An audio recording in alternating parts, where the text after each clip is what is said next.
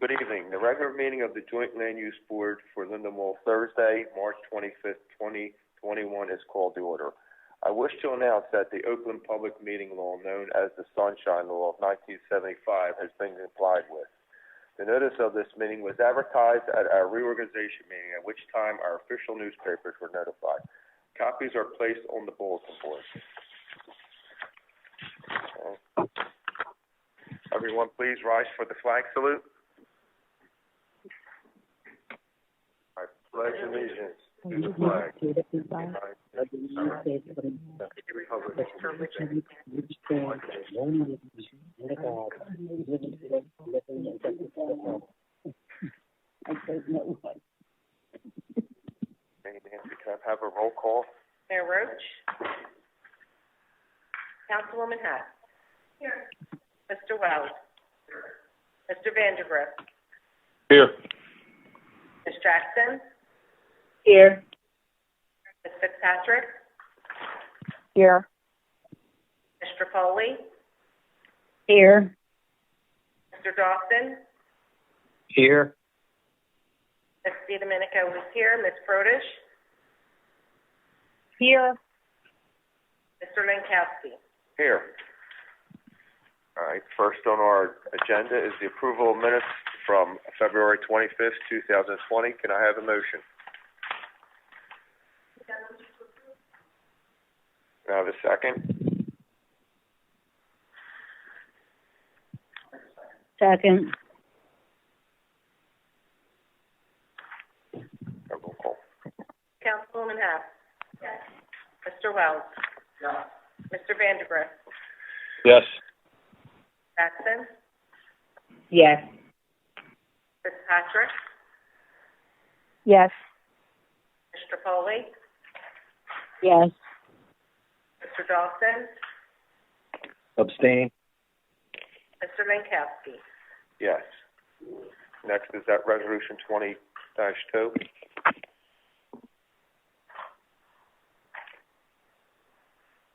All right. Resolution For- 20-4B. For big. All right. For Sunshine Landscaping, can I have a motion? I don't know if everybody got the email I sent out. It was later in the day. All right. The construction Yeah. official did Yes. All right. site check, and it was good. Yeah. All right.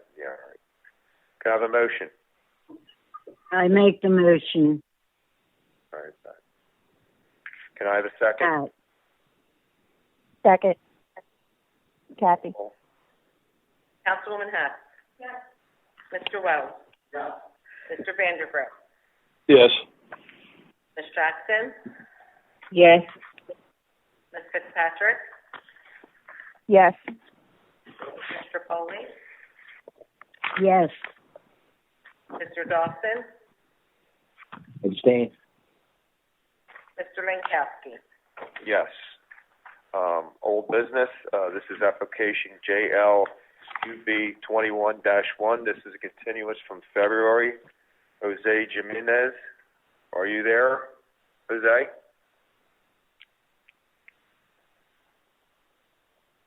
Yes, we're here. Okay, you're here. That's the interpreter. Yes. You're the interpreter. I am. He's right here next to me. Also. Yeah. Okay, Steve, can we get your name and address for the record? First, the applicant. Jose Jimenez, that's the applicant, and Jose Bellows is the interpreter. 23. The address for the property. Yeah, you there? I would ask Yeah, you. Could you give us your last name again? My last name Bello, Bello. Okay, thank you.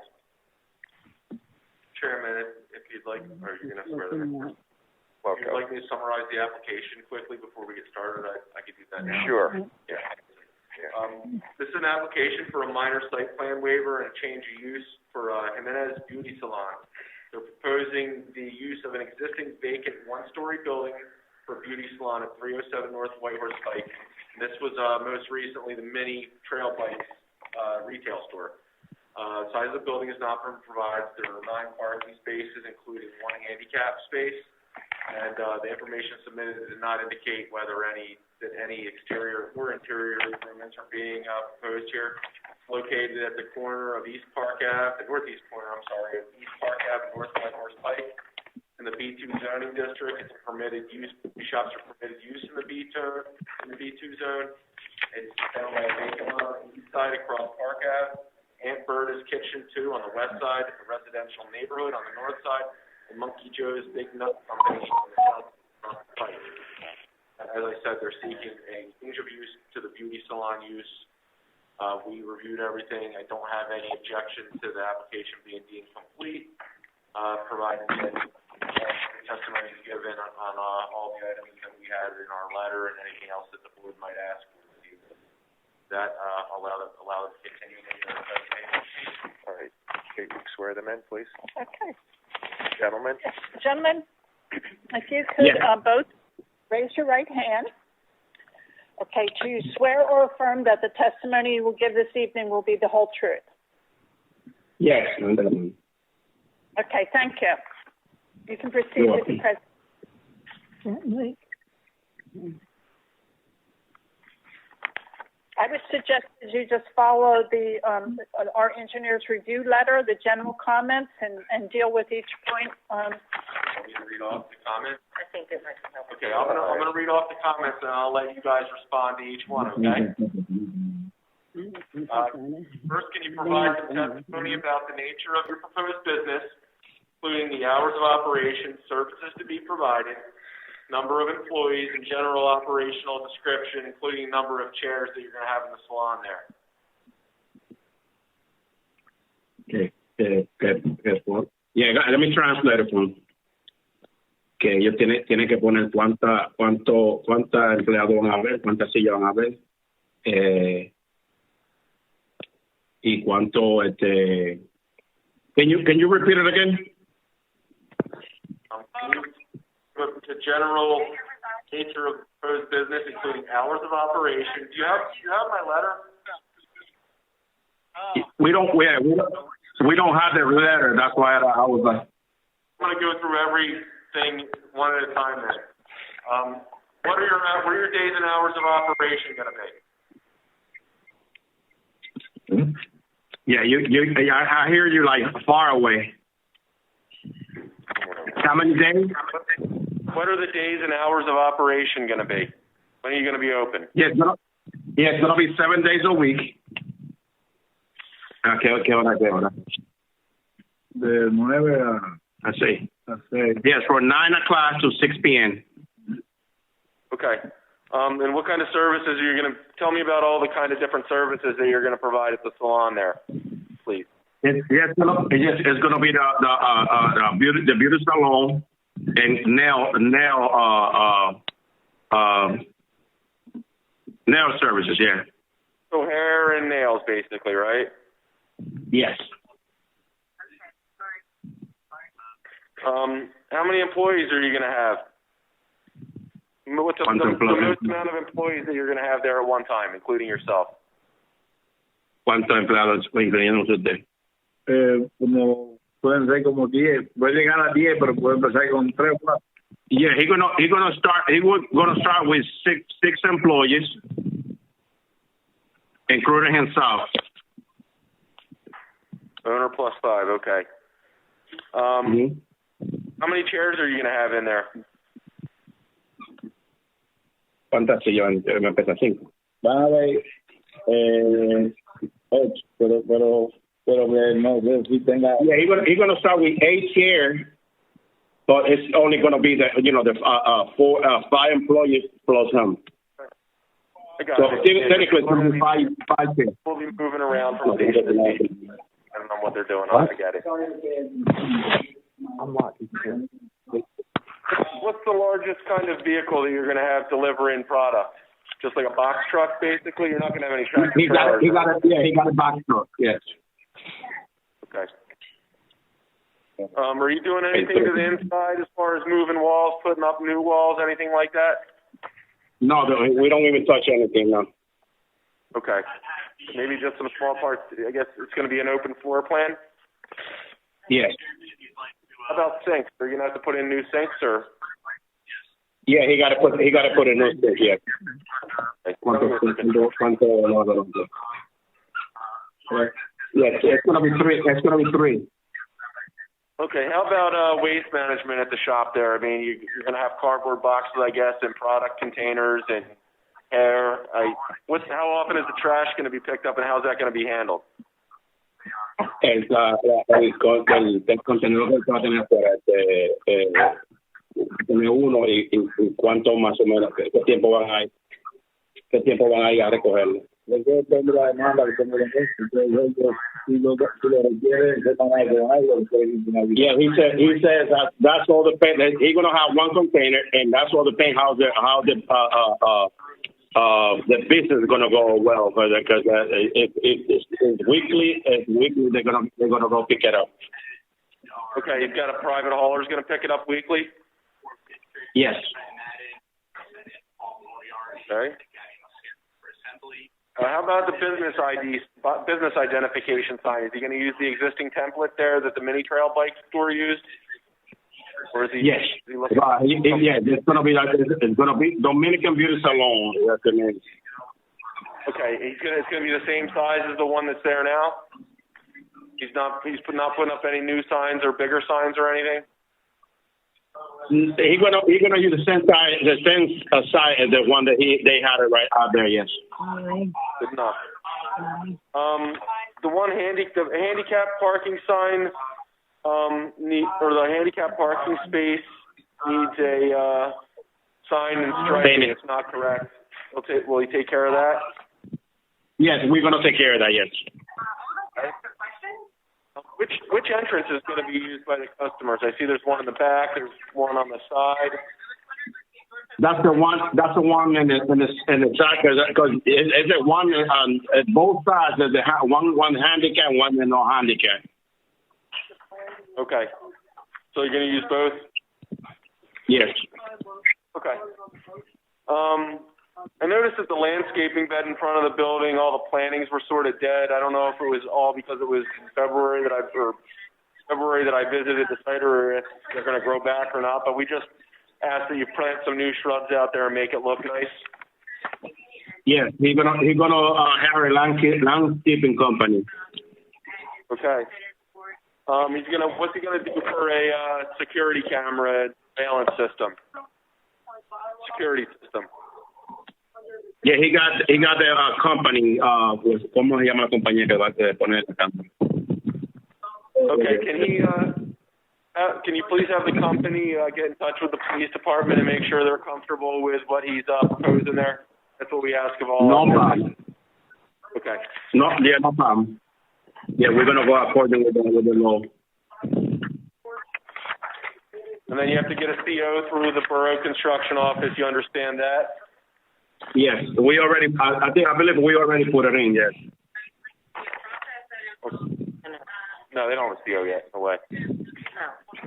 You don't have anything. You have to get a certificate of occupancy before you open. That goes through the construction office. Okay. No problem. We will. Okay, that's all I have. Any board members have any questions or comments for me? Well, you're going to have to understand that, I mean, everything that we put in place here, that doesn't release you from any state regulations that COVID brings to the beauty salon now. Even that's not our forte. Should probably put that on the record. Let's put that on the record. Yeah, follow all protocols regarding state protocols regarding COVID. Yes, we will. Yes. Okay.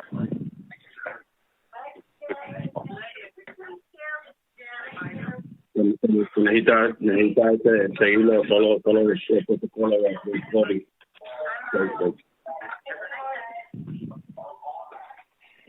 Excuse me, anyone who has a TV or a radio on, could they please turn that off in the background? You're not speaking. Please mute your phone. Pretty clear, isn't it? Hard to hear what's going on.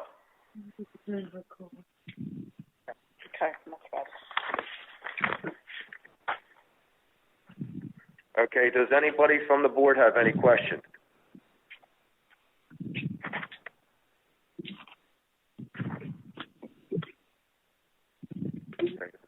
So he doesn't understand it. All right. You just said okay. Okay. Okay, Kate, you want to? Okay. Alrighty, just by way of summing up, we do have an application here this evening for a change of use and a waiver of the site plan.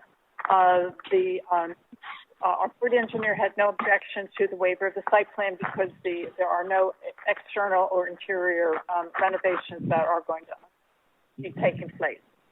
So based on the testimony this evening, the applicant has agreed to do some things which I believe if the board is inclined to grant this application, they would be a condition of the approval. And they were that the applicant is going to address the handicap parking, signing, and striping, new plantings in the front landscape bed, and that they would also take their security and surveillance measures and take them to the board, to the Lindenwold Police Department for their review and approval. And then also, again, the applicant has to understand that, and this will be a condition of approval, that they cannot occupy the site until a certificate of occupancy has been issued by the construction department. And last but not least, the applicant knows that they have to comply with any state regulations that have been imposed with beauty and nail salon by virtue of the COVID-19 pandemic. So those would be the conditions of approval if the board was inclined to grant this application.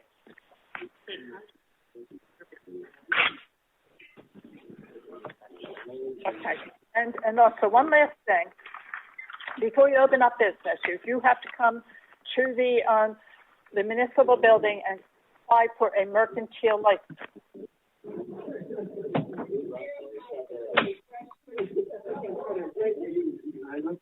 Mine's going to be a while.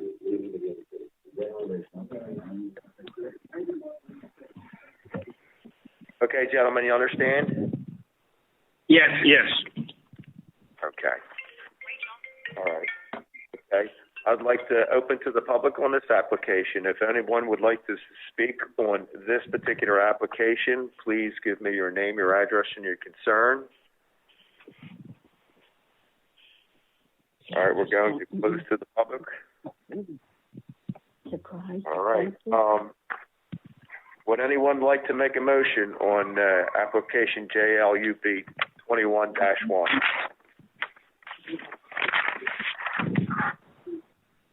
Could I have a motion on this application? Can I have a second? Someone just said something. Who was that said so moved? Pat. Okay.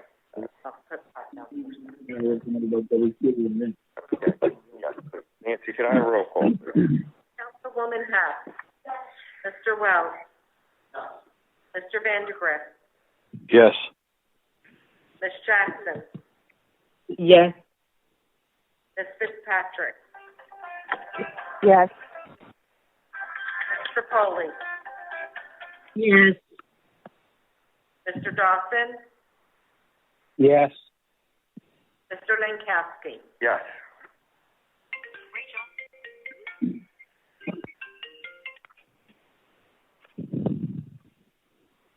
Congratulations. Congratulations, gentlemen. Thank you so much. Thank Lots you. of luck. Thank you. Appreciate it. Okay.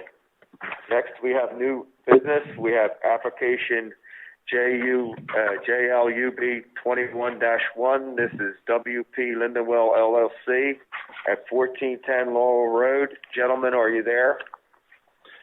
Good evening, Mr. Chairman. Michael Ariel from the firm of Nemad Davis and Goldstein. Jeff, would you like to give the summary? Or how's that story?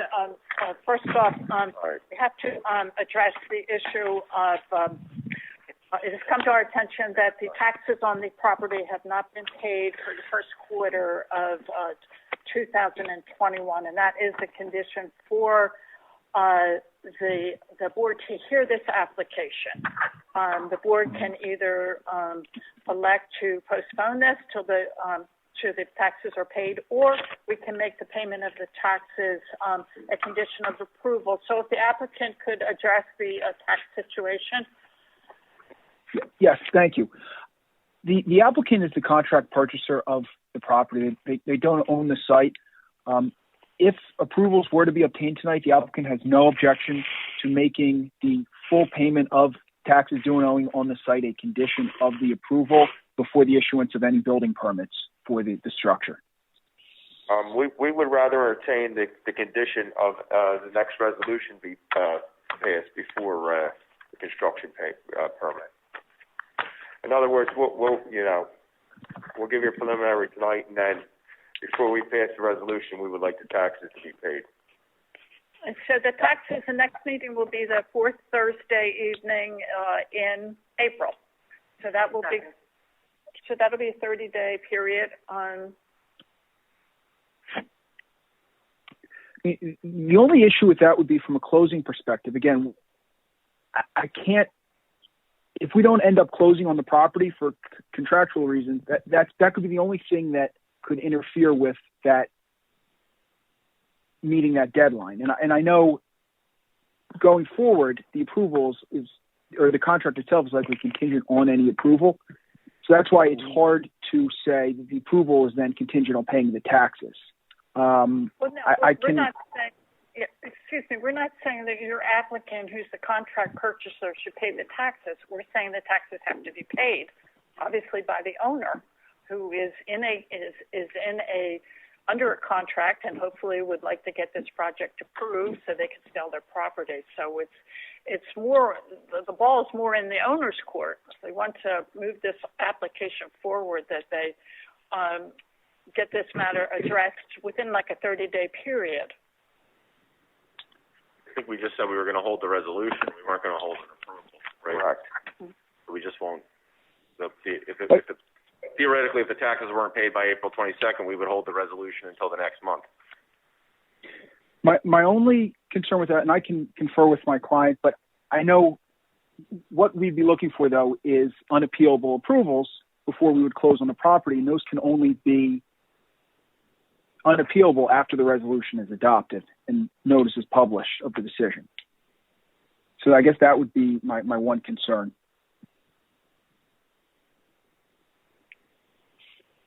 Again, I have to say it's a substantial amount of money for the town, and we're willing to hear your application, but you have to understand that we can't have the money sitting out there, the owner not paying the taxes while you proceed with a construction permit, which could be months.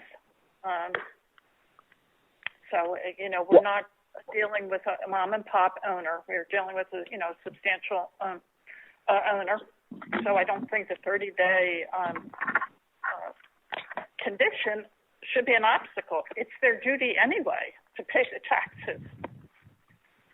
No, I agree, but ultimately I guess the concern is it's out of our control, and that's why I'm hesitant to agree to it. I can agree to, once we take title to it, we can guarantee that everything will be paid before any permits, any work is done on site, because again, that's something that we can control.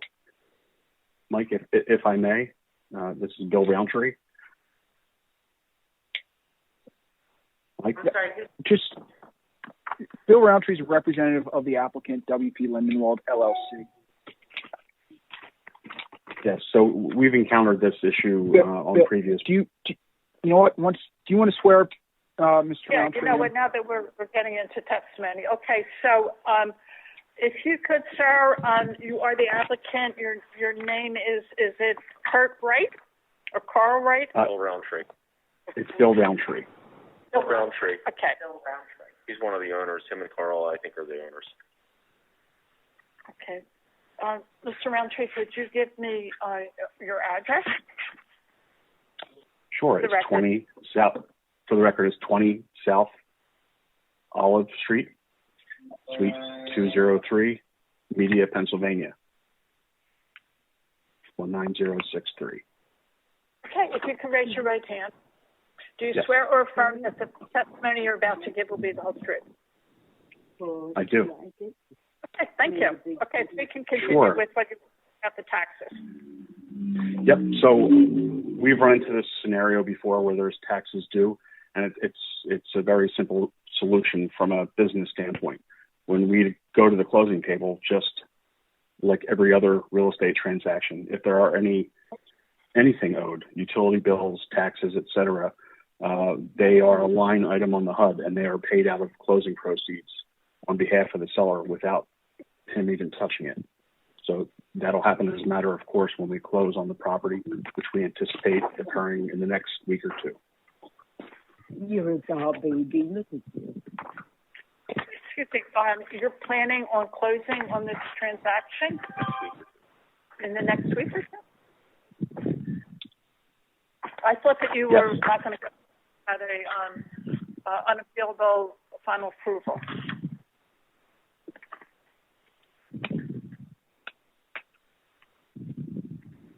I don't know about unappealable. We certainly need the approval in hand. But regarding the taxes, they'll be paid. If they're not paid beforehand by the seller, there'll be a line item on our HUD at the closing table, and it'll be held from his proceeds and paid. And the closing is, I'm looking at your agreement of sale. Your closing says that it will occur within 30 days of the end of the feasibility period. In the feasibility period, I believe, let me find that.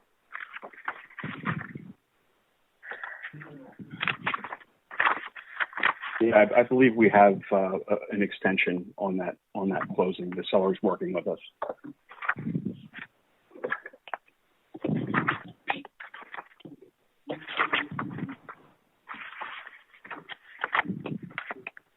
Well, now, is the feasibility period ends when you have a approval that is not appealable? That's what your counsel has said. So is that the case? Just to clarify, I mean, it's always the preference to have the 45-day appeal period expire before moving forward. It sounds like speaking to Mr. They're going to get eyes and nose and sitting on the green grass, which is green coconut. Speaking to Mr. Roundtree, it sounds like he would be willing to move forward with closing prior to that. But I'm looking through the agreement of sale right now. Yeah, with an approval for a change in use approval as opposed to a full land development approval where we have site improvements, we would likely close at risk without waiting for the appeal period to expire.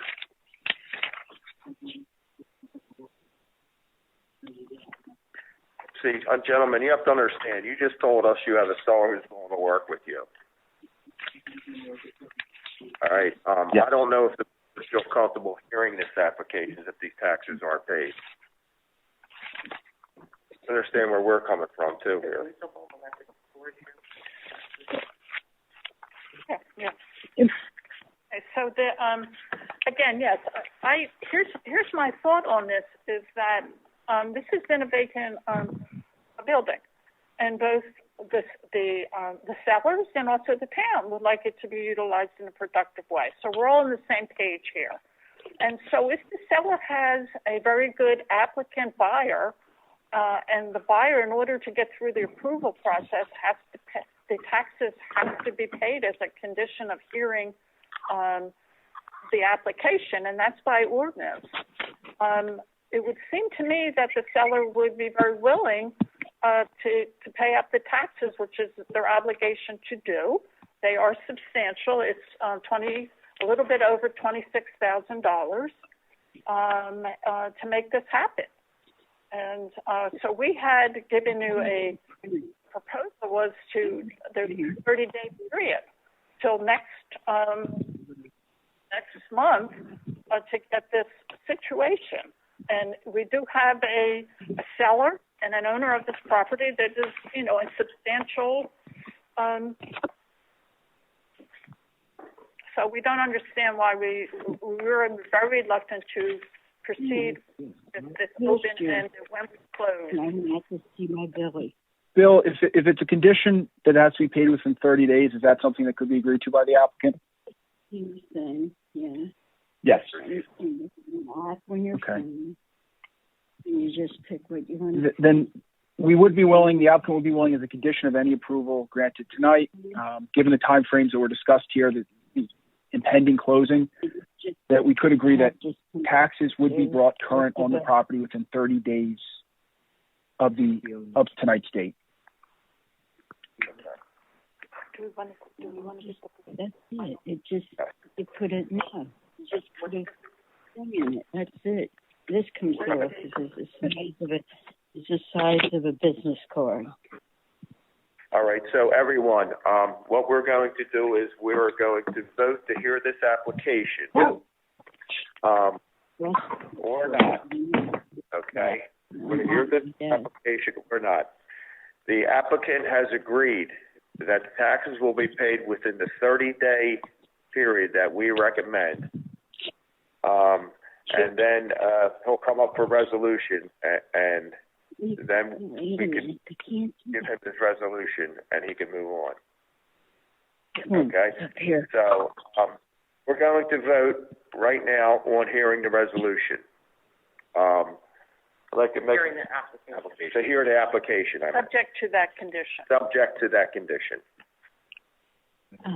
Okay, so this is a vote to hear the application. The applicant has agreed with our request. Okay, want to take a roll call, Nancy? This is just yes Yes or no? It's going to be a yes if you want to hear the application, no if you do not. Or not. Councilwoman Patton. Well, Pendergrass. Yes. Ms. Jackson. Yes. Mr. Patrick. Yes. Mr. Foley. Yes. Mr. Dawson. Yes. Mr. Linkowski. Yes. Okay, thank you. Just to hear the application. That's just to hear the application. And the taxes. That's correct. Okay, before we proceed, because I can't see who's all here, if you could tell me who is going to be testifying besides Mr. Roundtree, and if we could get them sworn in now. Sure, absolutely. So the applicant's engineer is going to be Jeffrey Martell. Jeffrey, you on the line? Yes. Good evening. Jeffrey Martell. Okay. And then we'll have Dr. Toby Simon. Dr. Simon, are you on the line? Yes. Okay. And is anyone? Mr. Roundtree is part of the has an interest in the application, right? His partner. Correct. He's representative of the applicant, WP Lindenwold. Okay, Mr. Martelli and Dr. Simon, if you could raise your right hand. Do you swear or affirm that the testimony you're about to give this evening will be the whole truth? I do. Yes. Thank you. Yes, Mr. Lario, I'll give a quick summary of the application, then I'll let you proceed with your. This is Jeff Hansen, by the way. I'll let you proceed with your application. So I can do a quick summary, if that's okay with you. Sure. Yep. Okay. We've just another minor site plan waiver, change of use, just like the prior application. We heard a little bigger site, but it's the same approval sought here tonight for WP Lindenwold LLC. They're going to use the vacant Rite Aid building at the corner of Choose Landing and Laurel Road for a blood plasma donation center. It's 1410 Laurel Road. The building is about 13,000 square feet. There are 62 parking spaces, including 3 handicap spaces. And it doesn't, from the information submitted, it doesn't indicate whether any exterior improvements are proposed. I did see that we were provided with some exhibits that were floor plans for the interior. Today or yesterday we received them. I don't know how that meshes there, but I'll let the applicant testify as to the nature of any interior improvements. This is, like I said, it's at the northwest corner of Laurel Road and Choose Landing Road. They're both county roads. It's in the B2 zone in the B2 zone. Prior to submitting the applicant did reach out to obtain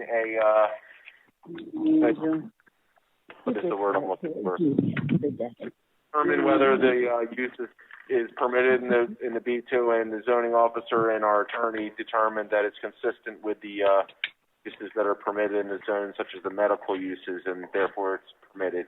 The site's 1.66 acres. You've got the Wawa across Laurel Road, a gas station on the south side across Chews Landing, the self-storage facilities on the north side, and then there's a professional office that was in here for in here about 5 years ago, and that's on the west side along Chews Landing there. Like I said, they did receive the zoning verification from the Borough Construction and Zoning official. And with that, I'll turn it over to Mr. Ilario. I'm sure he'll go through my letter. Great. Thank you, Mr. Hanson. Again, Mike Lario. I'm here on behalf of the applicant WP Lindenwold, LLC. This property located 1410 Laurel Road, Block 238, Lot 1.02, 1.06, 1.07. As was stated, this is a change in use and a site plan waiver application. The applicant is proposing a blood plasma donation center in the currently vacant former retail Rite Aid's structure located at the corner of Chews Landing Road and Laurel Road. It was a zoning permit application was submitted to zoning officer Derek Leary, which indicated that the proposed use is permitted in the B2 zone where the property is located. A copy of that zoning permit was submitted as part of this submission. The proposed use, the blood plasma donation center, it's a facility where members of the public can come to donate plasma. Plasma is the basic ingredient in a variety of medical products, medical treatments. It's used to treat many illnesses, many life-threatening illnesses. And again, the plasma functions as almost the bedrock of these different products and treatments. The donation is regulated by the Food and Drug Administration. There's regulations on the employees of the Blood Plasma Donation Center and the members of the public who want to make donations, who qualifies, how often. All of this, again, is heavily regulated by the government, by the FDA. The applicant's proposing only minor site improvements to the site itself. Structurally, there's no changes to the existing building being proposed here. The structure, the approximately 13,000 square foot structure, will remain the same. The applicant is proposing updates to the facade, including new building identification signage. There are improvements to the existing stormwater system on site. Some of the grates have started to crack, fall apart. Those will be updated. On-site directional signage, stop signs, handicap signs will be updated as part of this application. And again, all trash, rubbish will all be cleaned and picked up along the site. There are no variances. Be involved? Go ahead, Mike. I'm sorry. There are no variances requested as part of this application. So the use, the structure itself, everything is in full compliance with the Borough of Lindenwold's zoning ordinance and the bulk standards contained therein. With me tonight, as I stated, I have the project engineer, Jeffrey Martell. I have Dr. Toby Simon, who's a representative of CSL Plasma, who will be the operator of the Blood Plasma Donation Center. He'll be here to answer any questions that Jeff will be unable to answer as to operations. And then Bill Roundtree, representative of the applicant, WP Lindenwold, LLC, is also available if there's any questions specifically for the applicant. So with that, I'd like to begin with Mr. Martell. Jeff, can you hear me? Yes. Jeff, if you can you introduce yourself to the board and provide a little bit of your background? Sure. My name is Jeffrey Martell, Martell. The firm is Stonefield Engineering and Design, located at 15 Spring Street in Princeton, New Jersey. I'm a licensed professional engineer, state of New Jersey, a licensed professional planner in the state of New Jersey, bachelor's degree in civil engineering from the University of Delaware, master's degree from NJIT, practicing professional for 10 plus years. I've testified before approximately 150 land use boards as an expert witness. I offer Mr. Martell as an expert in professional engineering. Okay.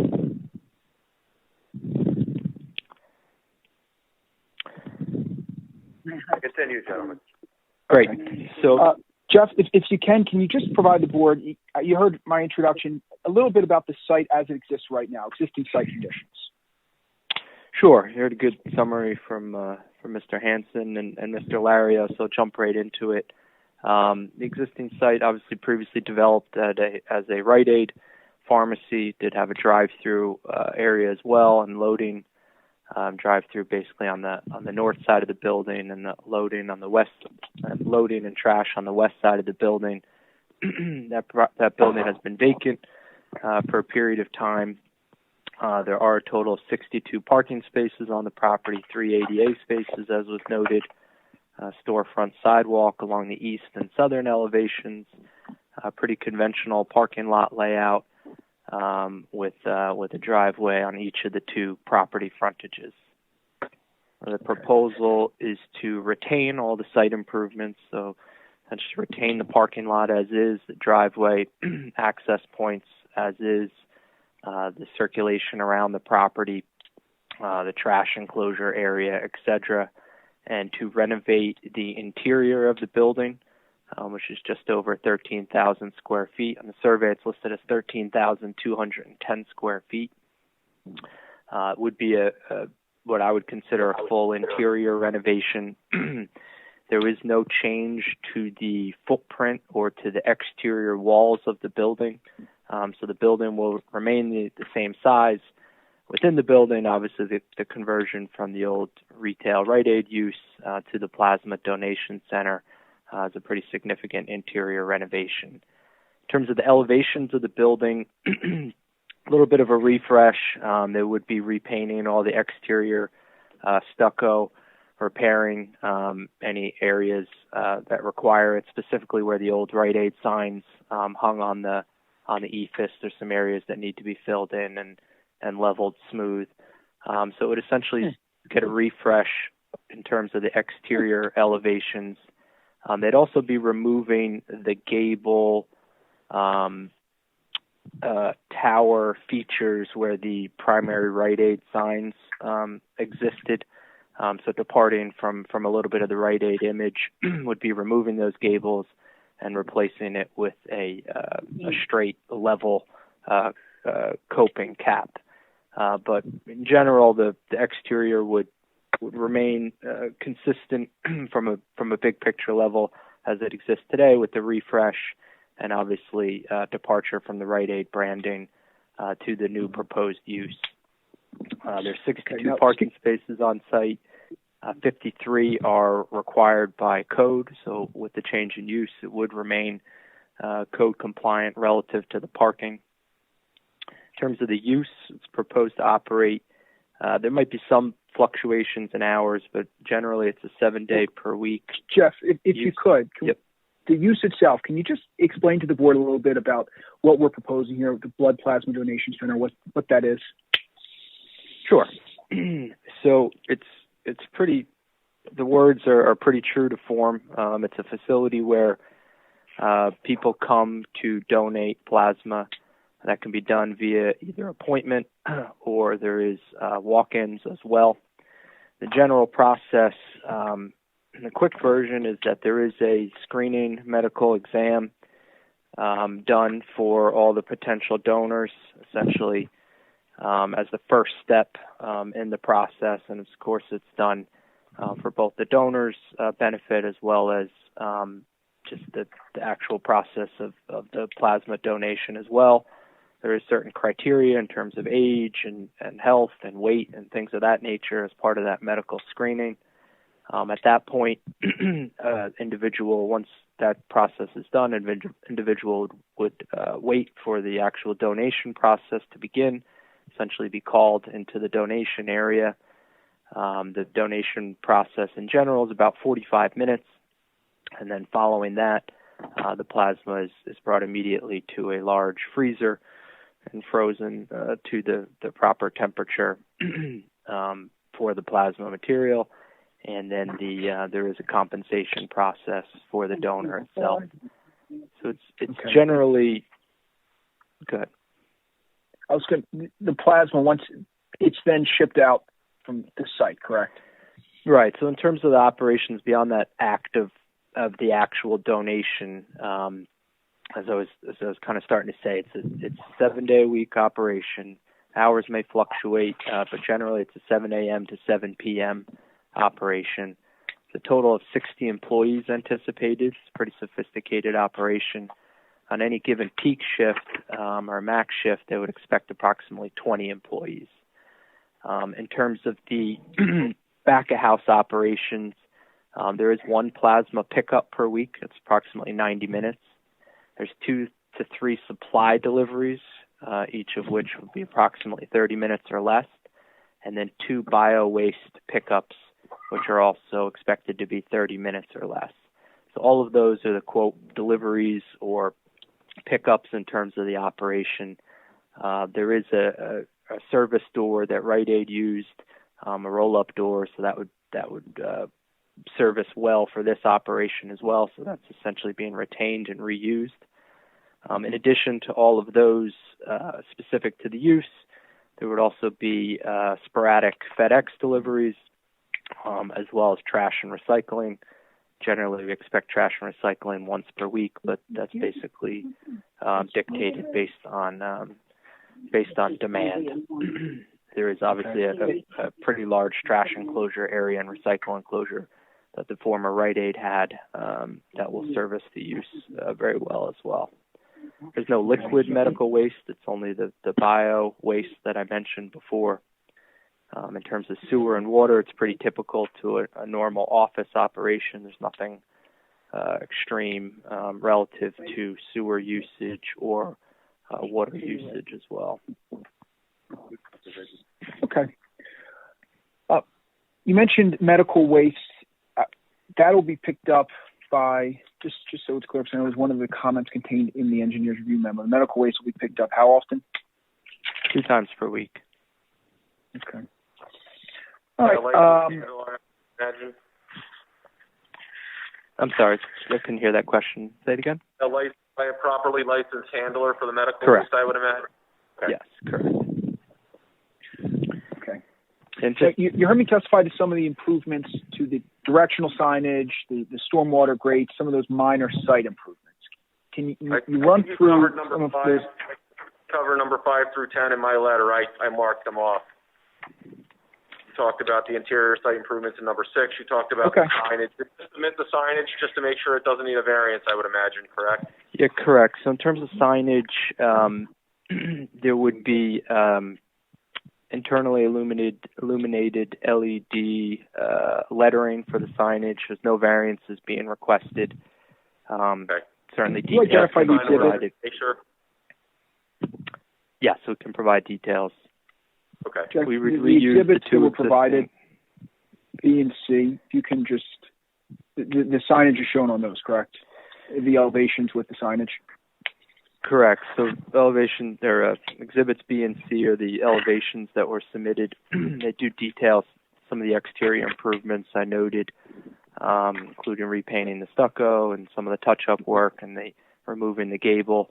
I also show a detail for the sign, or I should say a graphic of the sign, but we will provide further detailing on the dimensions to demonstrate compliance with the ordinance. They look like they don't take up as much as they're allowed to on the facade sign. I think it's, 10% per facade or something like that? Yeah, there's one on top of in front of the south entrance, I guess, which would be the front entrance to the building, and then another one on the west elevation that's pretty small too.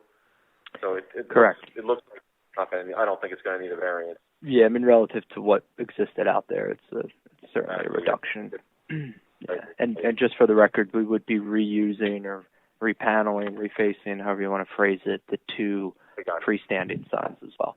But those, in terms of size, they would be in kind. Okay. Jeff, and then in terms of the letter, I'm sorry. No, I think I was going to say it's security and number 11, proposed security and surveillance. Can you provide some testimony to the board on what the applicant is proposing in connection to the security and surveillance of the site? Sure. Yes, so there is a surveillance, a CCTV camera surveillance that would be proposed. We see that number 11, the recommendation for essentially approval by the Borough Police Department, which the applicant would agree to. There's also fire and alarm systems as well. Well, code compliant, obviously, in terms of the use group. But we would essentially agree to what number 11 is stating in regards to a potential condition, the change in use. Okay. And then just real quick on the letter, I think we said we got through number 6. Number 7, really 7 through 13, the applicant agrees to comply. So the request for ADA signage, the catch basin inlet grate, the traffic control signs, the little maintenance there in terms of the litter and yard waste. Number 11 we talked about, and 12 and 13 would also be agreed to. Thank you. Those are all the questions I have right now for Mr. Martell. I don't know if any members of the board have any questions for Mr. Martell. Any questions from the board? Craig's got a question. Hold on. For Mr. Martell or for the applicant? I think you can ask. Yeah, I think it's okay. We're good. Everything in my letter was covered, so. Go ahead, Craig. Hi. About your business, is it a tax-exempt business? What are you asking at me for? No, it's not tax exempt. It's Dr. Simons. Okay. You say donation. Is there a gift or monetary value that you give to the donators? Yes, they are compensated for their time and inconvenience.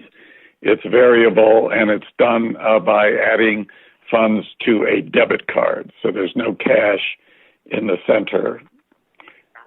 So the individual gets a debit card, and of course we encourage the donors to use the debit card with at the nearby businesses in the area, because then there's no service charge as opposed to taking multiple cash out at a cash machine.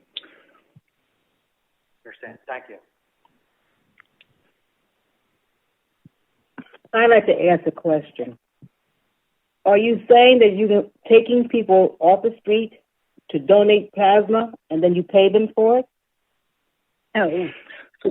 So if I may, and Dr. Simon, you can another way, please. What's the donation process? I mean, many people, you'd be surprised, that know someone who is reliant on products that are created from blood plasma. Family members donate. People who donate blood similarly donate plasma. It's something that when the number of treatments that are associated with this is laid out, it touches more people than you realize, and I think that leads to an increase of donations as well. As was stated by Mr. Martell, again, it's by appointment, walk-ins, but I think it functions, again, there's two different ways, both the appointment, the walk-in, and the people who know someone who's affected. And Dr. Simon, I don't know if there's anything you want to add to that. Yeah, I can just add a little bit there. I think you covered it nicely, but there are multiple therapies that come from plasma, and the demand is significantly increasing. So in the U.S., there are over 50 million donations per year of source plasma, such as would be the case in this center. And it's used for immune globulin, which is used by immunodeficiency patients and for multiple diseases related to immune dysfunction of the immune system. There's been some use, for example, in the recent COVID epidemic, treating the children with the multi-system disease. There's albumin, there's clotting factors. So there's a host of different therapies that are manufactured with the plasma as the starting material. And we do have a lot of patients, hundreds of thousands of patients in the United States who are dependent on regular plasma infusions. So we certainly have that message that we talk about with our donors. We want them to feel good about what they're doing for fellow human beings. And we also, with plasma, because you don't become anemic as you do when you donate blood too frequently, you can donate frequently. And of course, the more our frequent donors, as we say, are our safest donors because we have multiple test results on them. So we do encourage the frequent donation within the limits, of course, that are set by the FDA and are known to be safe. So we have a group of frequent donors that we encourage to donate, and we test them on every donation for safety, for their protein and their blood count, and we also test the viral markers in their blood. So there's a core group of very safe donors that donate over a period of time. Yes, right. So may I ask you this? Are you all about how many people do you expect a day to service? Donations, I mean. What are you expecting? Let's see. We're expecting, I think, about ideally, of course, when we start, it's a small number. So as we start and we build it up, it starts probably at 50 to 100, and then we try to build that number up after that, depending on, what the area can provide us. Yeah, this is Pat. I'd just like to say something about your business because I know someone that went there occasionally, and it's a feel-good thing because you think you're doing something for someone, and in some way you're being reciprocated for it, and I think it's for a good cause, just like donating blood, only this is, a little different. I just think it's a great asset in Lindenwold. Thank you.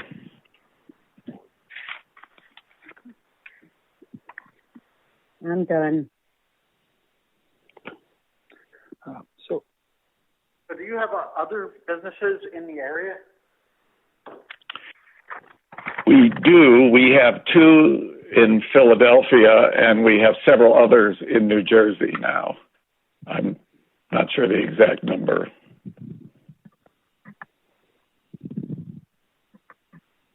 I know we had 3 that were open, and we're working on opening.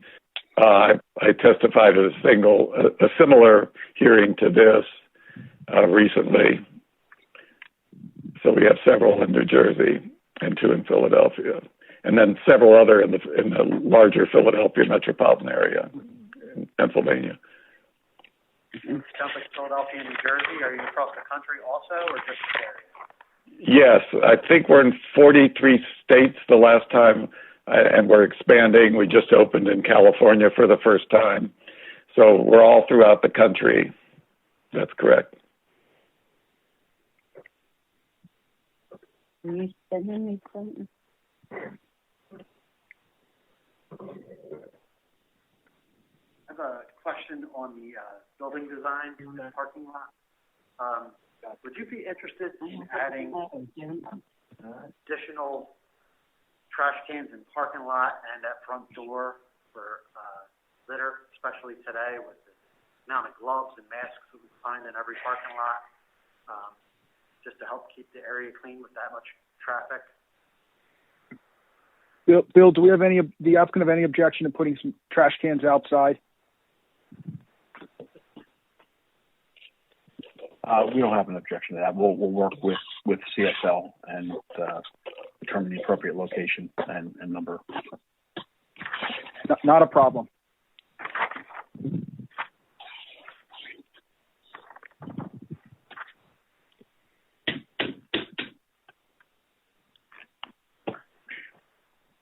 Dr. Simmons, just one question. You are associated with a CLS Plasma, and they will be the ones who will be actually operating this facility? That's correct, yes.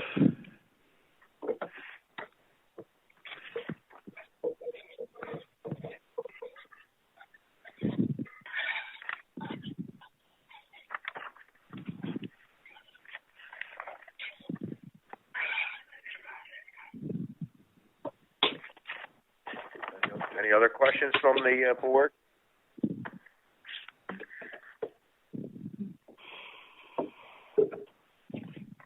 Landscaping. I'm sure you're going to be freshening up any of the deceased bushes or cleaning up the landscaping around the building? Yes, we will.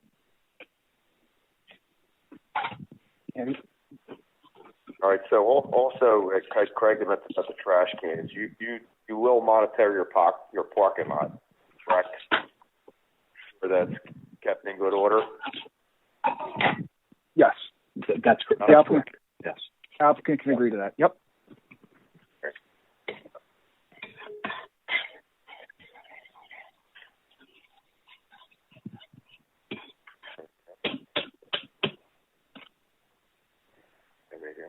How do you plan to promote your new business in town so that residents know that you're coming in? Approved. Again, I think the building mounted identification sign will be one of the ways. I don't, from a marketing standpoint, I'm not sure how they plan to, but obviously, again, the signage around the site will be able to notify people that it's started at the site.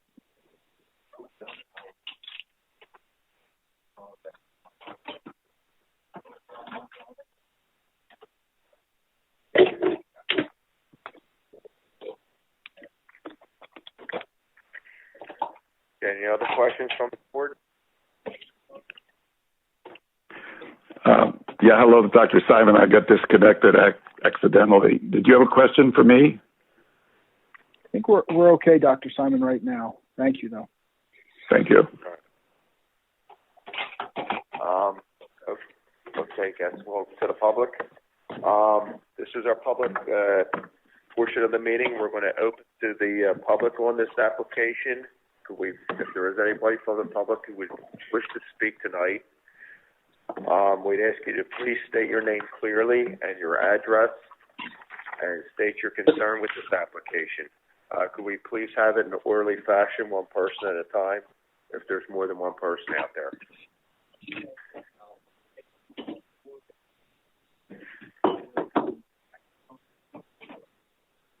Is there anyone from the public out there who would like to speak on this application? All right, I'll close the public portion of the meeting.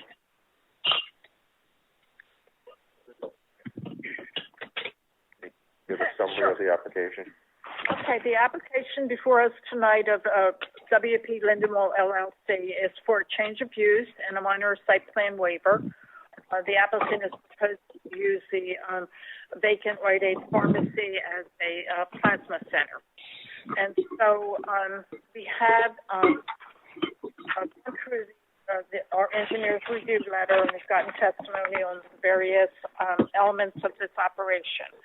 So if the board is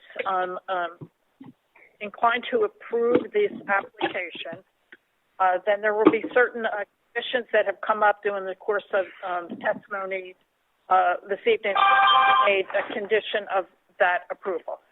The first one would be that the payment of the outstanding taxes, which are really the taxes for the first quarter of 2021, will be paid within 30 days of tonight's hearing. So when we memorialize the resolution at the next board meeting in April, they should be paid by that time. In addition, the applicant has agreed to do all of the items in the engineer review letter from 7 to 13. And they're regarding handicap signage, the traffic signage, cleaning up the site, replacing inlet grades, things like that. They have agreed to do all of those. The applicant has also agreed that they will take their security and surveillance measures for the site, and they will have them reviewed by the borough's police department and approved by the police department. Of course, there will be no opening up of the facility until there is a CO. In addition, the applicant has indicated tonight that they will provide details on the signage, that they will freshen up the landscaping on site, and that they will provide the trash facility, the trash cans on site, just to keep the site looking clean. And I believe those are the only conditions that have come up this evening if the board was going to approve this application. Okay. All right. Okay, on application JLUB 21-2 at WP Lindenwold LLC. Have a motion? I'll make the motion. All right, I have Linda made a motion. Do I have a second? Second, Kathy. Nancy, can I have a roll call? Councilwoman Hess. Mr. Wells? Yes. Mr. Vandergrift? Yes. Ms. Jackson? Yes. Ms. Patrick? Yes. Mr. Polly? Yes. Mr. Dawson? Yes. Mr. McHale? Yes. Congratulations. Welcome to Yes, good luck. Thank you, gentlemen. Mr. Chairman, members of the board, thank you very much. Thank you. Have a Thank nice you. day. Thank you.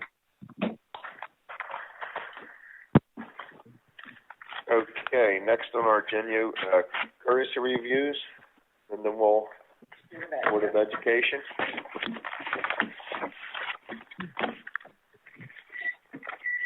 Yes, thank you, Mr. Chairman. I'm Chris Long here, the board solicitor. And today we're just fulfilling the Department of Education requirement to provide the courtesy review for two of our projects. We have the Early Learning Center. Gentlemen, I'm going to and the stop in middle there. school. We can't hear. Hold on.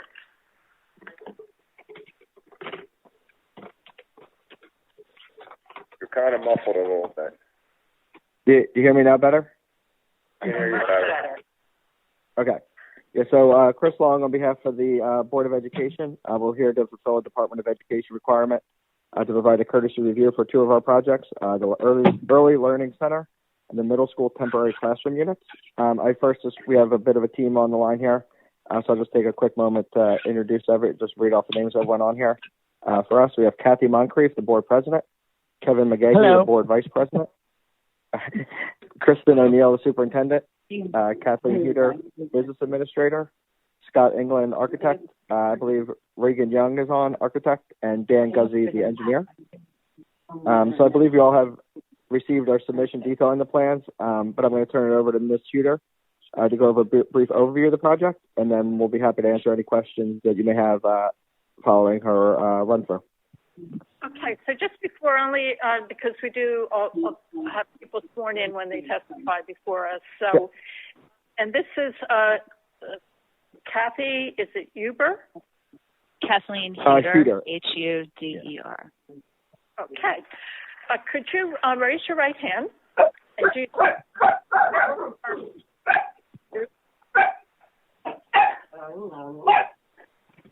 Excuse me, Mr. Pollock, could you put your phone on mute, please? He stopped. Okay, very good. Okay, I'm sorry about that. I'm sure. Do you swear or affirm that the testimony that you will give tonight will be the whole truth? I do. Okay, thank you so much. Okay, so good evening, everyone, and thank you for your time tonight to present our two projects on the agenda. First, I will provide a brief overview of the purpose of these projects that are both related, both projects, the purpose is they're both related to the state of our growing enrollments and ultimately overcrowded facilities. Over the past 10 years, our enrollments have climbed by over 600 students. By the New Jersey Department of Education Department of Facility Standards, we are considered to have over 800 unhoused students, which by definition means the number of students in excess of the functional capacity of a school facility. Due to this consistent growth, the board began taking measures to create a district-wide solution for space. The plan is to build a new building to house our preschool, kindergarten, and first grade students. This will allow us to leave our current leased preschool building and pull 2 grade levels out of our elementary buildings. Then we will move our 5th grade back to the elementary buildings, creating space at our middle school. In the interim, we will need to address space for the 21-22 school year at the middle school by building temporary classroom units, as we simply cannot fit into the building another year. To give more detail regarding the projects themselves, I will begin with the middle school temporary classroom units. This project will include creating infrastructure and foundation for a 6-classroom trailer temporary building, which will house approximately 125 students. The architects, engineers, and our facility folks have identified all utility tie-ins and identified the best space for this temporary building to be on the front yard of the middle school, near the gym side of the building. This location is desirable for both proximity to the existing building as well as the safety of the location in regards to bus and parent drop-off and overall security. Our second project, much larger, is our new Early Learning Center school building. This building is approximately 86,000 square feet and will hold approximately 45 classrooms and necessary school offices and additional rooms to support our educational program. This building will be located on our existing sports fields next to our high school located at 801 Egg Harbor Road. The scope of the project will include relocating these existing sports fields to the rear of our property near the football field, and will also include turfing the football field to allow for multiple team usage on a regular basis. The building location was thoroughly considered by vetting all large lots throughout the borough and, of course, considering all board-owned properties. This location was found to be the most desirable based on size, transportation advantages, and ownership. We've considered traffic flow as part of our analysis and feel that traffic to and from school will be manageable based on staggered arrival and dismissals at our adjoining buildings, which would be our high school, school floor, and then the new Early Learning Center. And that's all I have at this time, and we welcome, any questions that you might have.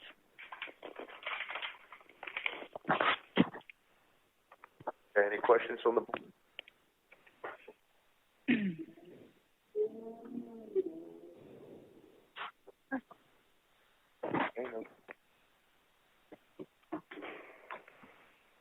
Okay, Jeff.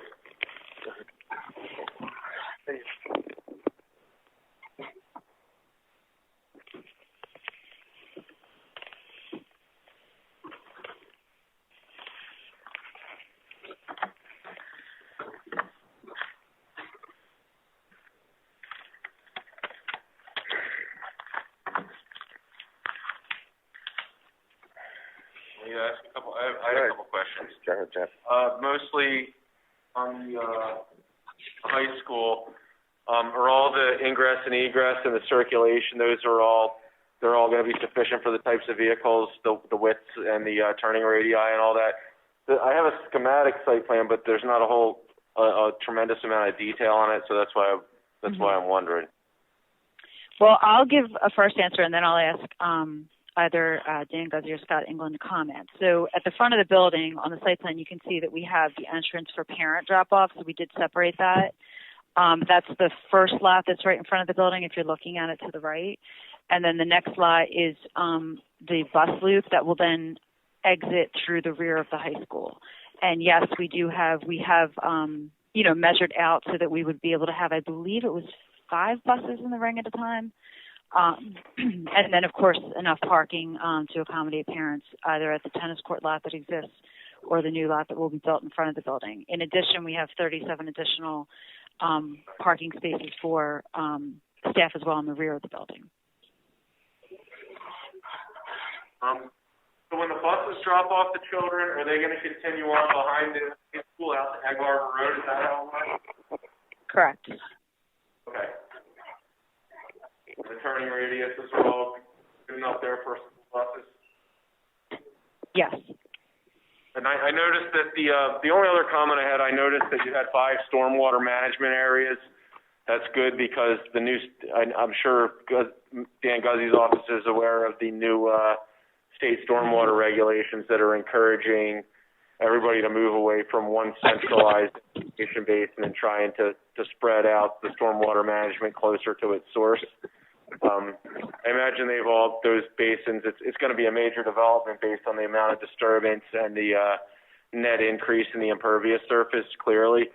I just want to make sure that those basins are going to be designed in accordance with NJAC 7:8 for major development.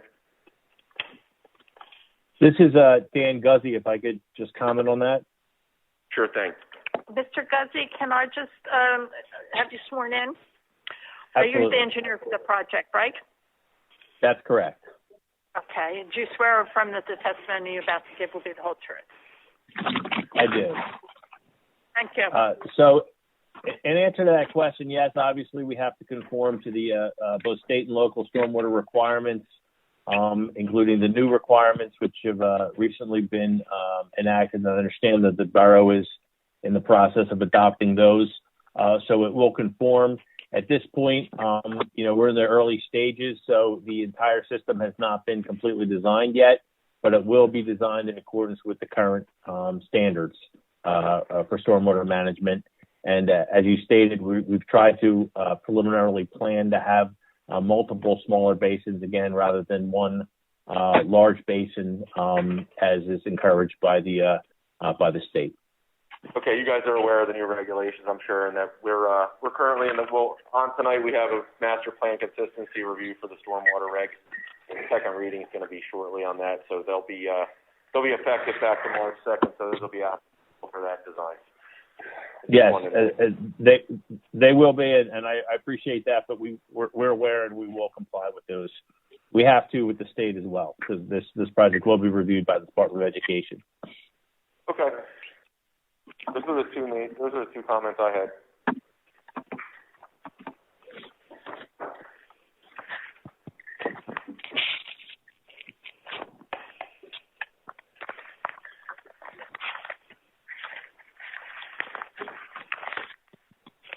Yeah, I mean, I think that, our concerns really should be on traffic pattern and also on the stormwater management, which you seem to have addressed the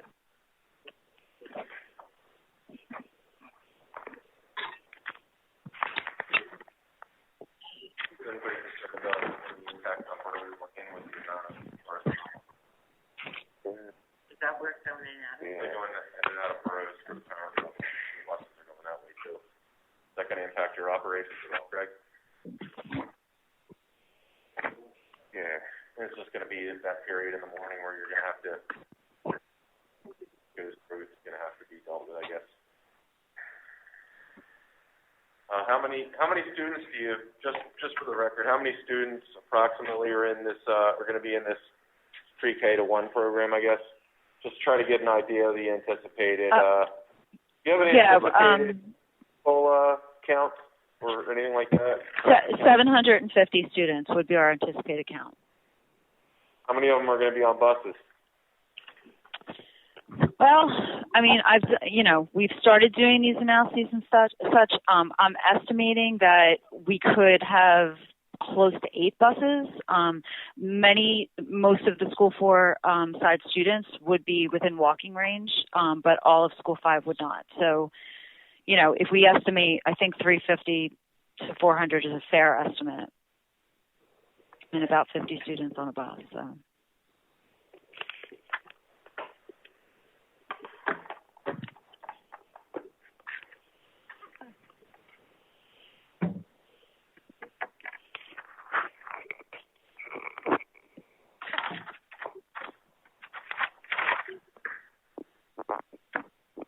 All right, and are you going to need any additional crossing guards for this?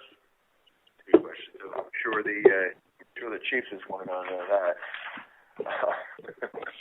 Well, what I would say about crossing guards is that it would likely not need, we wouldn't need additional people or stations, but it would, it would be a longer period of time that they would be asked to be at their spots.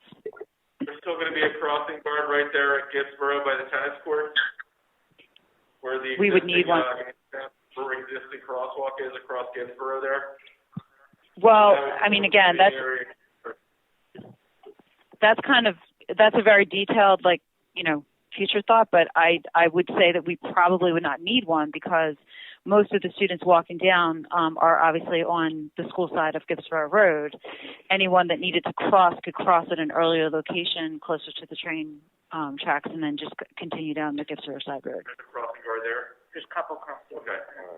Yeah, we have a few. There's, you know, they're up at the train tracks. They're further down on Carlton, and then they are also in front of the school. I would just worry about kids crossing right there by School 4 because, you know, people fly up that hill. Absolutely, yeah. Blind spot. I, you know, with little kids especially, not that it's all right for any kids, but with little kids especially, I'd be concerned with, you know, them crossing there without assistance. Yep. Kathleen, this is Completely. a question. Yeah. Were you thinking about doing staggered start and dismissal with the other schools right there? Yes. So the plan, you know, due to busing really, we would have to stagger that start. So, you know, the high school is our first building, middle school would be second, elementary's third, and then this building will be last. Okay. And, you know, again, a lot of these details we have absolutely begun to dig into them, but we will have to continue to develop exactly what that looks like. But yes, we do anticipate staggering the starts so that, you know, there's usually about a 25-30 minute differential between the schools beginning and end.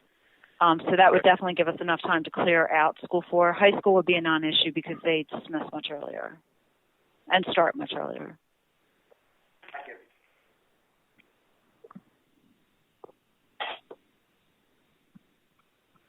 I don't have anything further. All right. Anybody else from the board have any questions for the courtesy review?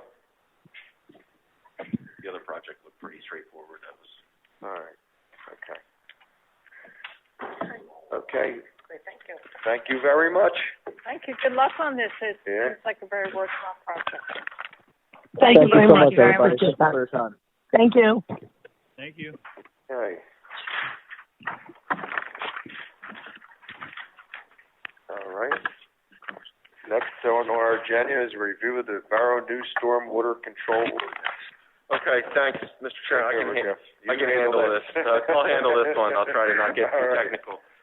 Basically, Chapter 283, of our borough code is stormwater management, which has all of the regulations with regard to stormwater measures, the design, you know, the various calculations. DEP last year came out with a new model ordinance that's to be used. It has some new requirements. The basic thing, I alluded to it during that courtesy review, is that they're trying to get away from centralized large infiltration basins and control the stormwater closest to its source and get it in the ground closer. So you would use a series of like rain gardens or bioretention or smaller infiltration basins versus one large basin, which they typically turn into maintenance headaches. The threshold for major development is going to remain the same. We gave the council option to lower that, but if you do lower that, that can sometimes put a financial burden on your smaller businesses, because a lot of the times we handle the smaller sites, they need variances and whatnot when they come in for approval, so we handle it under the variance process rather than lower the thresholds for major development and create some unintended consequences. We've had success dealing with our smaller developments that way. So at any rate, we prepared a draft ordinance which is basically going to replace Chapter 283 with this new ordinance with all the new requirements. What it needs to do, it went to council for first reading. I understand it's come here now for a review for consistency with the master plan. And you know, much like your old ordinance, this new ordinance achieves a lot of the goals within your master plan, such as promoting public safety, environmental protection, a lot of things that are found in your land use element of your master plan. And it's basically, I don't want to call it a formality, but it's a formality to come here and just so that the board can look at it and make that determination before we have second reading from council. So, there's 25, 30 pages of technical stuff in here that it basically talks about TSS removals, impervious areas, coefficients, that kind of thing. I'm not going to get into any of that unless anybody has any specific questions I might be able to answer anyway. Hydraulic designs and calculations. We could have a whole hydraulic design seminar tonight if we wanted to, but I don't think anybody will be interested in that. I'll go out on a limb. But that's what we're here for tonight, just to determine that this is consistent with the goals of your master plan, basically. Okay, so what might have bearing here on this board is it's a landscape impervious coverage that you're adding. Okay, so that would be maximum building coverage and maximum impervious coverage for the R1 and the R2 zone. Did we have those? Are the only zones that are regulated currently. Yeah. With impervious surface are the R1 and the R2. Our C zone or our B business zones are unlimited because a lot of those sites are redevelopment sites and they're close to 100% impervious, right, as is. So placing those limits, that becomes an undue burden on a potential redeveloper, basically.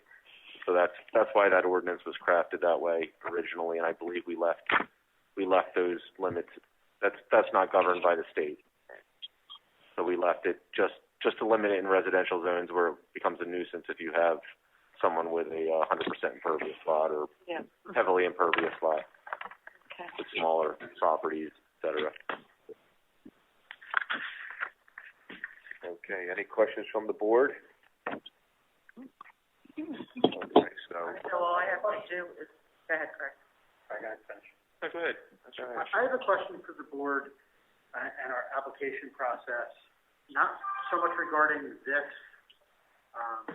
resolution that has to be done, but I know we brought it up multiple times, but digital blueprints and applications, so we can hold on to these stormwater projects on the server and they don't get lost, because now the stormwater coordinator is in charge of making sure these stormwater basins work for I don't know how long now. Hey, Craig, I know how we can handle that. In this ordinance, one of the questions was how many copies are going to be required, and that's basically going to be the same as the number of applications going to have to go to Nancy, but we could change that to require a digital submission of all stormwater, of the maintenance plan and the any design document. Absolutely wonderful. Okay, that's a good idea. I never thought of that before, but that's a really good idea. No, I was actually going to talk to the mayor if he was here today about like redoing the application process so that we have everybody submitting everything digitally, at least one copy, so we get rid of all this paper that we have to store. And we have to store it forever. Things don't always store forever. Yeah. I'll get that to Debbie. We'll make that change. We're not going to lower the threshold, I don't think, for major development, unless somebody has a compelling reason to. Well, you know, with major development, the one that I don't, and I was trying to figure this out today, this new rules are applicable to aspects of residential major developments that are not preempted by the residential site improvement. What are they? Which ones aren't? They're not. RSIS covers over anything. Okay, because I was thinking, I don't know what this, nothing falls into this category, but maybe something on a fluke. Okay. Going to change stormwater management for as far as threshold for residential development.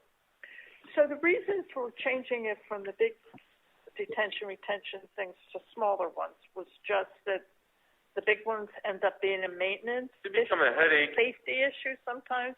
The main problem is that you take all of this water from all over the site, and now in its natural condition, it'll infiltrate in many different areas, and it won't mound in one area. You'll have one big, you get near a structure, there's what's called mounding, when the groundwater is artificially higher because you have a huge concentrated load of water in one spot.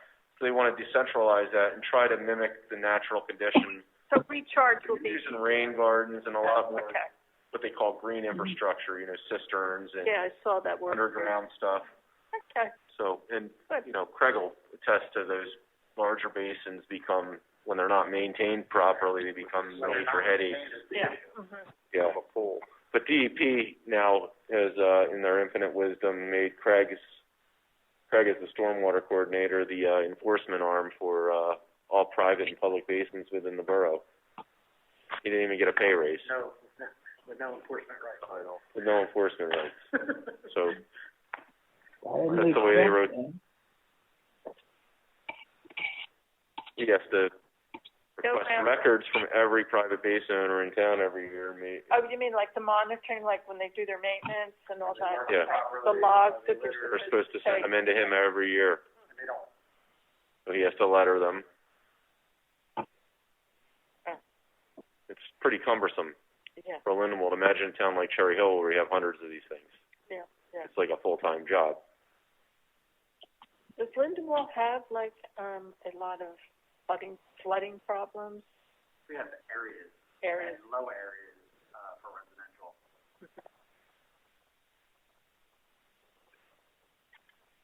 Yeah, a little bit of swampland. That was backfilled. I know that. It's a lot of communities fighting the same battles. We're so flat here. So you're talking about going with the applications digital too, right? Yeah, that'd be a great idea. But what about these people who can have just about fill the paperwork out? I mean, we'd have. Well, yeah, I mean, we would have to offer a service for them, right? No. I mean, here's the thing: is they have to submit a digital copy, but if they can't, then the whole thing is cheaper. That has to be bigger application. Bigger application. Yeah, and right. we're saying an engineer that has it digital anyway. Yeah. Yeah. Mm-hmm. And then sending it around to everybody. He's going from digital to paper anyway. Yeah, yeah. Fine with his CAD and Now, do everything. we have to do, the applications have the checklist to add that in there? Yeah, I was thinking about, I went to talk to the mayor about doing that. The application a little bit. Because again, you know what, we have like these. You don't? Not at all. You know, because here's the thing, we do have like in the residential two zones, you know, we have impervious coverage limits. Right. And if they go, you know, if they're putting a big patio on and they go beyond that, they have to get a variance. Well, we don't have a form that kind of, you know, they put the square footage of what everything is, so we figure whether they're, you know, they're over the coverage. Right. So that's what I was thinking, that when I saw this, I think we need to amend our application. So I'll talk to him about that. Yeah, I don't think it's going to be a problem. And then we just have to redo all the applications and get the correct stuff on the website and everything.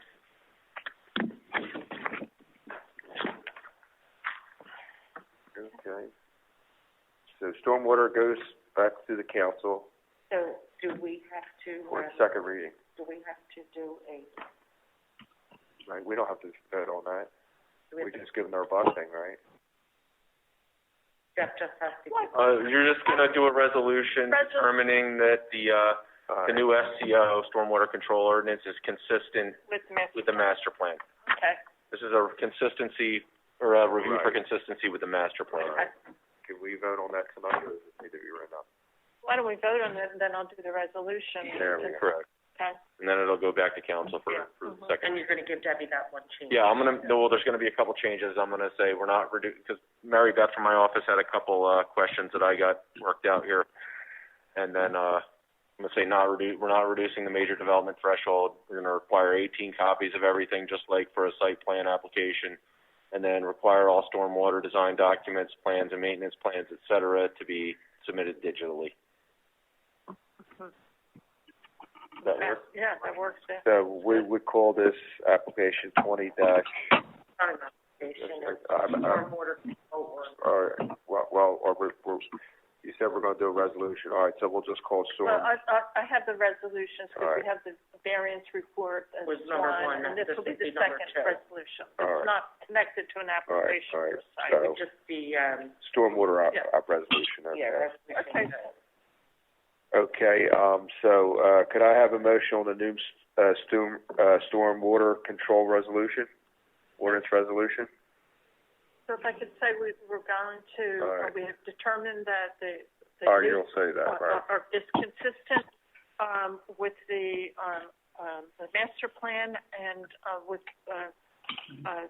two recommendations that you put forth.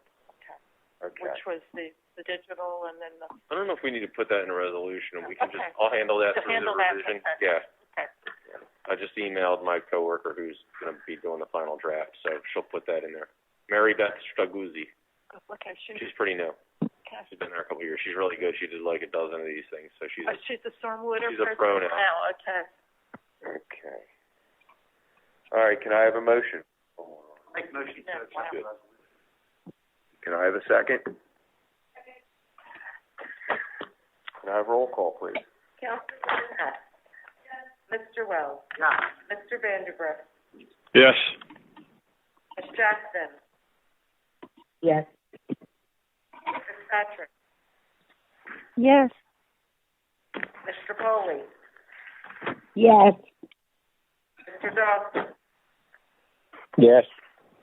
Mr. Linkowski. Yes. Okay, next is the public portion of the meeting. I'd like to open the land use board meeting to the public. If anyone has a question on land use business, please state your name and your address and state your concern. We're going to close that public portion of the meeting. Can I have a motion for adjournment? I motion. All in favor? All in favor? Aye. Aye.